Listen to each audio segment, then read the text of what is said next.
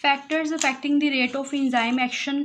हमने इंजाइम के बारे में पढ़ लिया कि जो इंजाइम्स हैं ये स्पीडअप करते हैं केमिकल रिएक्शन को।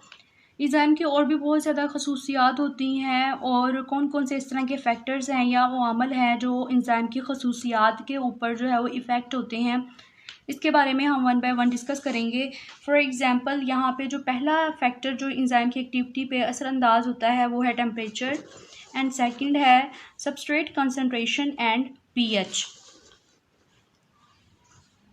टेम्परेचर जब भी इंक्रीज़ होता है तो जो इंजाइम का जो केमिकल रिएक्शन है वो भी इंक्रीज़ होता है, लेकिन एक ख़ास हद तक। ऑप्टिमम टेम्परेचर क्या है? इस तरह का टेम्परेचर जिसके ऊपर जो इंजाइम्स होते हैं वो मैक्सिमम वर्क करते हैं, ना कि ह्यूमंस के अंदर बल्कि तमाम जितने भी जो लिविंग थिंग्स हैं या लिविंग बॉडीज़ हैं उसके अंदर अगर जो इंजाइम्स हैं वो एक ख़ास टेम्परेचर के ऊपर अच्छे तरीके से मैक्सिमम वर्क करें तो उसे बोलते हैं optimum temperature. For example human के अंदर जो ऑप्टिमम टेम्परेचर है वो 37 डिग्री सेंटीग्रेड है।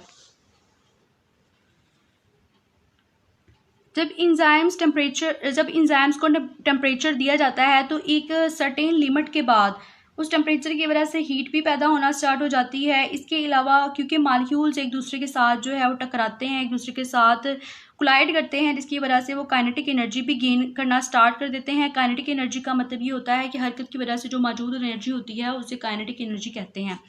इसके साथ साथ उसके अंदर जो एक्टिवेशन एनर्जी है वो भी ऐड होना स्टार्ट हो जाती है। तो रिएक्शंस जो होते हैं वो स्पीड अप हो जाते हैं। जब इतने ज़्यादा अवामल आपस में इकट्ठे होते हैं तो रिएक्शंस जो हैं वो स्पीड अप होना स्टार्ट हो जाते हैं। अगर अबव ऑप्टिमम टेम्परेचर जो है वो चला जाए टेम्परेचर, तो फिर क्या होगा? हीट जो होगी वो क्या करेगी कि ग्लोबुलर स्ट्रक्चर है उसको डिस्टर्ब करेगी।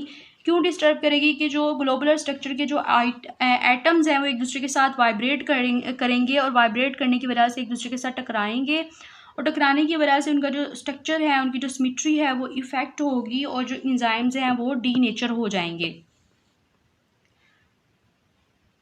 Rapid decrease in enzyme action और may be blocked completely.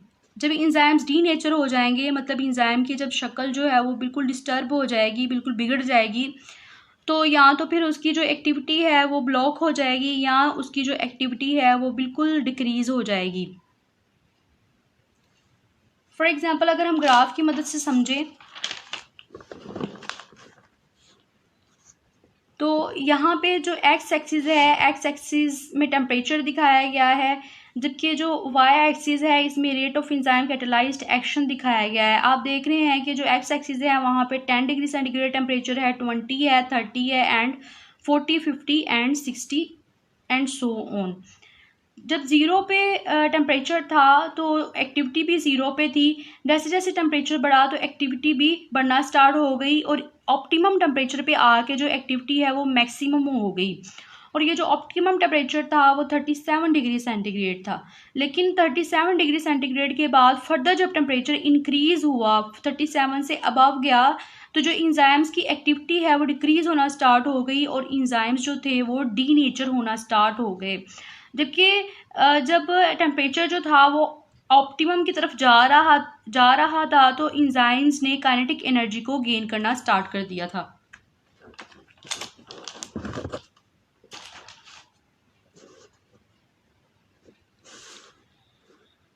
Substrate concentration किस तरीके से जो इंजाइम है उसकी एक्टिविटी को मुतासिर करते हैं। अगर जितने भी सबस्ट्रेट हैं वो इंजाइम की जो पोजीशंस हैं, जो एक्टिव साइट है उसको ऑक्यूपाई कर लें तो फिर कोई भी फ्री एक्टिव साइट नहीं रहेगी। फॉर एग्जांपल यहाँ पे अगर हम ये कंसिडर करें कि ये इंजाइम है और ये सबस्ट्रेट आके इसके ऊपर जो है वो लग रहे हैं, और अगर सारे इंजाइम की ये जो एक्टिव साइट है वो फिल हो जाए और उसके बाद ज़ाहिर बात है कोई भी जो एक्टिव साइट है वो फ्री नहीं रहेगी, जिसकी वजह से रिएक्शन जो है वो इंक्रीज नहीं होगा।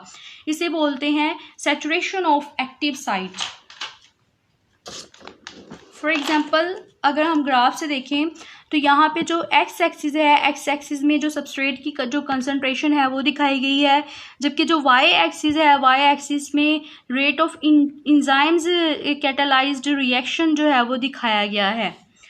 तो आप देख रहे हैं कि जब सबस्ट्रेट की जो कंसंट्रेशन है वो ज़ीरो थी, फिर फर्दर इसकी जो कंसंट्रेशन है वो बढ़ी तो जो इंजाइम का रिएक्शन है वो भी बढ़ता गया। लेकिन एक ख़ास पॉइंट यहाँ पे आया, जब जितनी भी एक्टिव साइट थी वो सारी की सारी ऑक्यूपाई हो गई और फर्दर कोई भी एक्टिव साइट जो थी वो खाली नहीं थी। फिर सैचुरेशन की स्टेज आ गई, मतलब ये कि जब सबस्ट्रेट की कंसंट्रेशन चाहे बढ़ती जाए लेकिन जो रिएक्शन है वो फास्ट नहीं होगा, वो स्पीड अप नहीं होगा।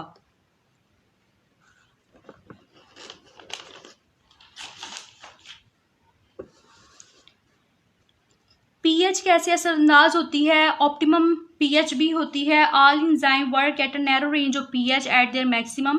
अगर इसके अंदर स्लाइड चेंज भी आ जाए तो इसकी जो एक्टिविटी है या ब्लॉक हो जाती है या रिटार्ड हो जाती है। पेप्सिन जो है वो वर्क करता है इन एसिडिक मीडियम, और इसके अलावा ट्रिप्सिन, ये भी जो इंजाइम है ये बेसिक मीडियम में काम करता है और ये स्मॉल इंटेस्टाइन में काम करता है।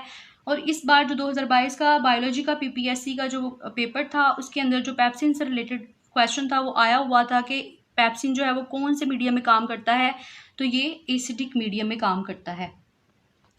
फॉर एग्जांपल अगर हम यहाँ पे ग्राफ की मदद से समझें तो ग्राफ में effect of pH on enzyme activity जो है वो एक्स एक्सिस पे है, पीएच एक्स एक्सिस पे है, जबकि rate of enzyme catalysed reaction y axis पे है। सेम ऐसे ही कि जैसे जैसे पीएच जो है वो इंक्रीज हो रही है वैसे वैसे रिएक्शन इंक्रीज हो रहा है, लेकिन एक ख़ास पीएच तक, क्योंकि ऑप्टिमम पीएच है। फर्दर आगे अगर पीएच को इंक्रीज किया जाए तो रिएक्शन जो है वो डिक्रीज होगा। Thank you.